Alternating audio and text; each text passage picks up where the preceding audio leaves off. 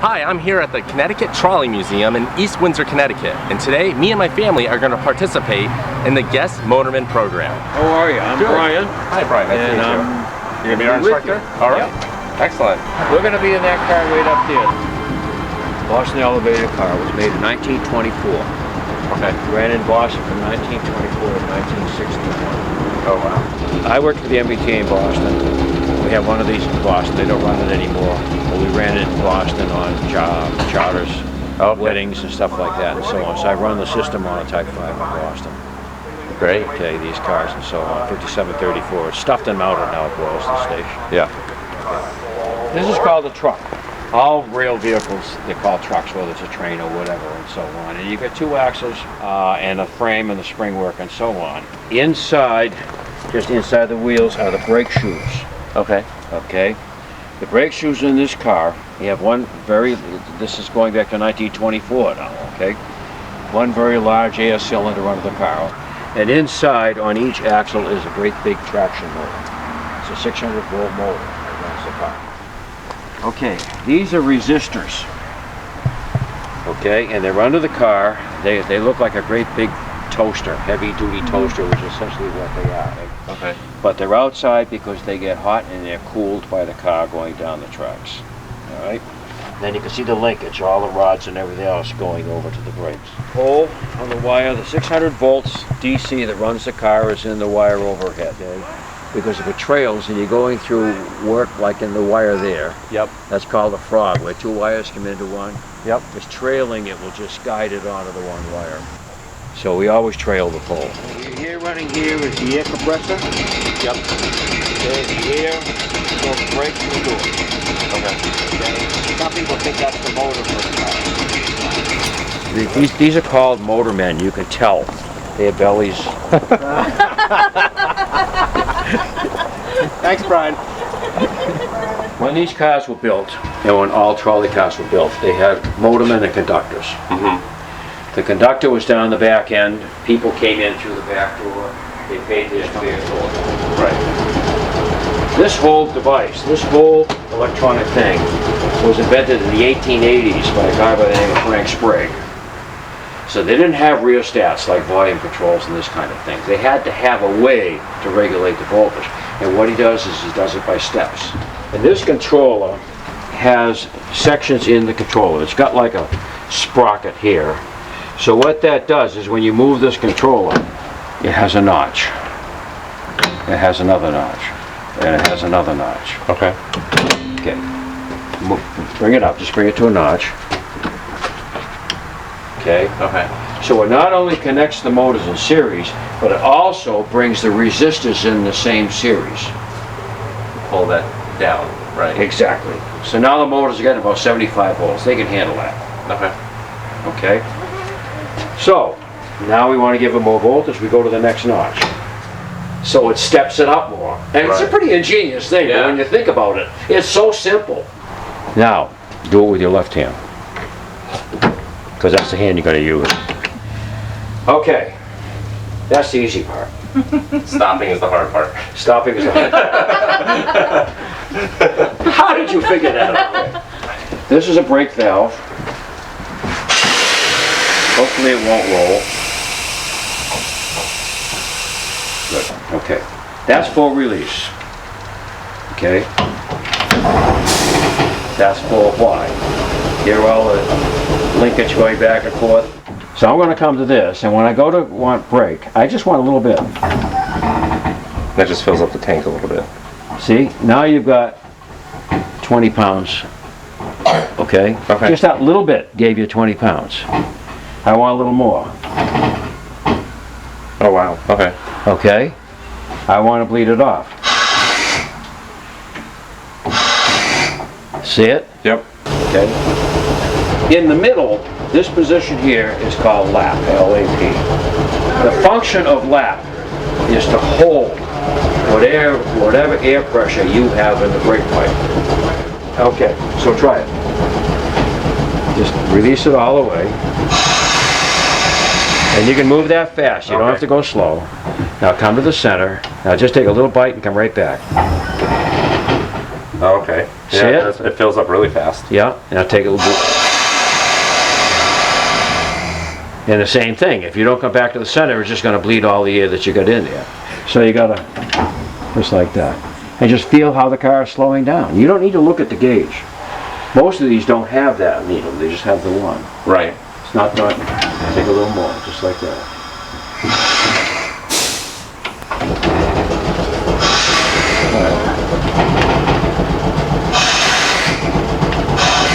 There you go.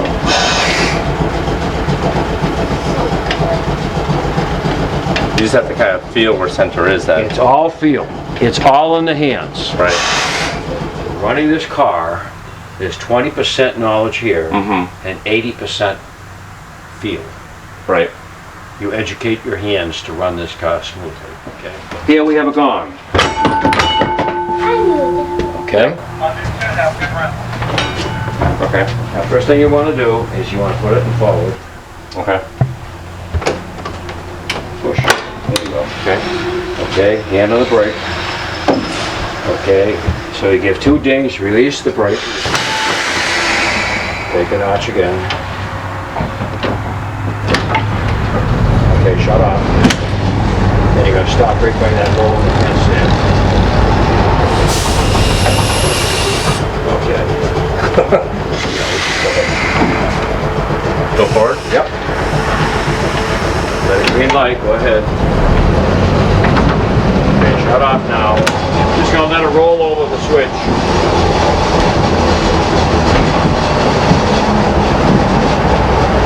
Take a little power. Okay, now notch it up. More. More. More. Okay, shut off. Now try your brakes. You gotta feel how it works.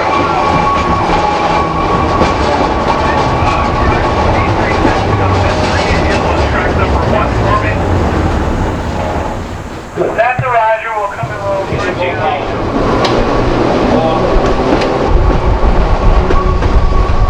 Okay, shut off.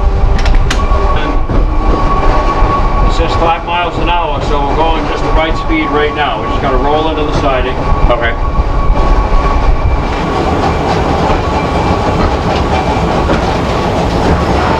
It's your responsibility to make sure the switch is properly set for you.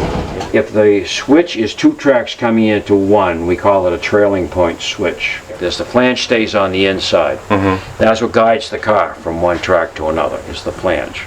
So most passing sidings had spring switches. A little bit fast there, Richard. Okay. So now he's clear. Okay, 2 dings. Big power. Take another notch. Another notch. Shut off. And you hear the switch slap back.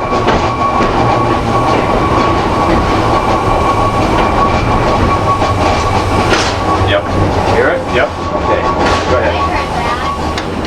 Run it up. The standard signal for railroad crossings for all railroads, including streetcars, is 2 longs, a short, and a long.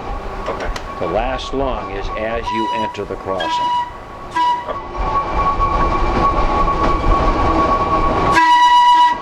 Very good. Excellent. Go right up to full series.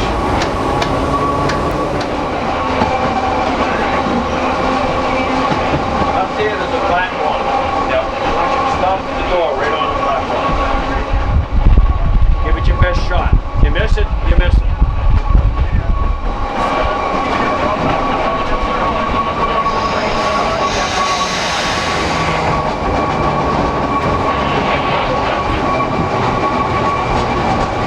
Got it.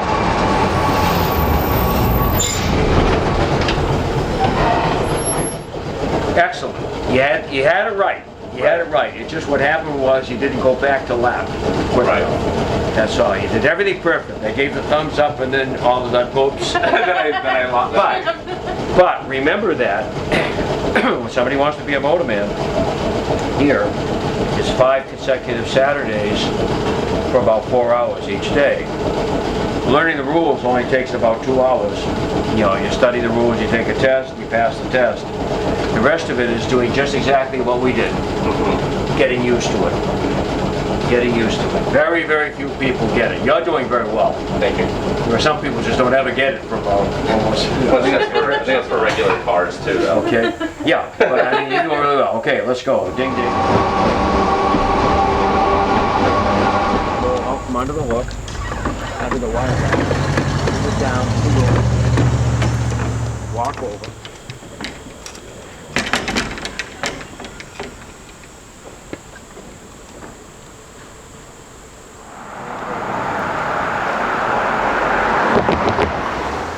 Why is that like a scarf? For the power unit. Got it. And then we get on the other end. Some kind everything in your pockets, this kind of thing. And then what you want to do, see, is you also want to I like doing this. walk over the seats. So you could actually do it like this with everything tucked.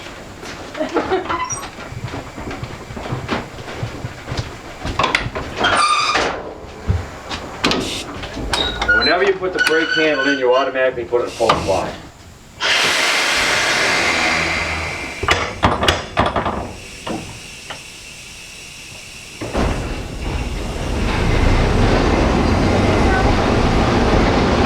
Run it up to full series.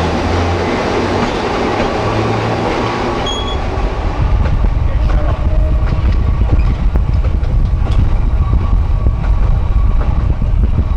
That's about 25.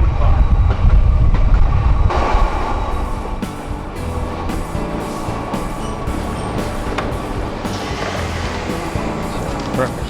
Excellent. Excellent. Let go of the rope.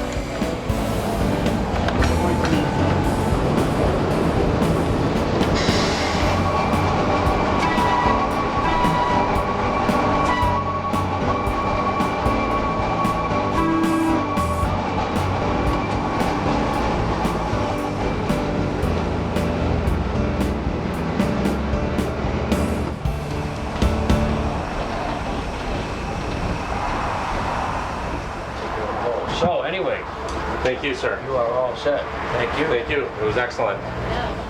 And that's it. I personally firsthand got to experience controlling the trolley up and down the tracks twice for 2 round trips. Brian was a fantastic instructor, gave great information, made me feel really comfortable. Special thanks to the Connecticut Trolley Museum. Be sure to check them out here in East Windsor, Connecticut.